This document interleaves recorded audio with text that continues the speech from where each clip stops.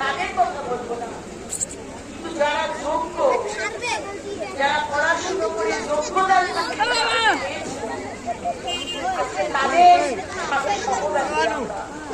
এবং ভারতীয় জনতা পার্টি সবরকম ভাবে আমরা দেখব যারা যোগ্য তারা যেন তাদের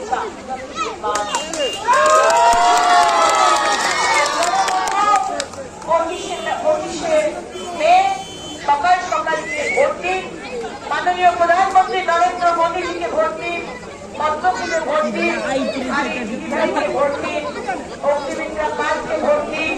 কথা দিচ্ছি এই দিদিভাই আপনাদের সুখে দুঃখে আপনাদের পাশে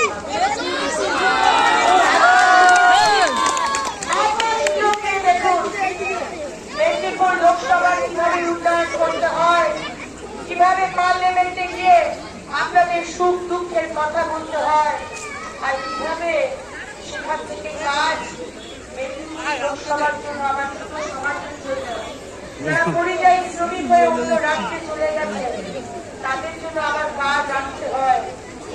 এই জানে শুধু আপনাদের সহযোগিতা, আপনাদের ভালোবাসা আর আপনাদের আশীর্বাদ লাগবে।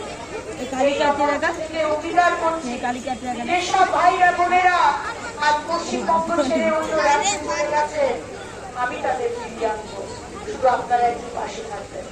এই বলেই আমার বক্তব্য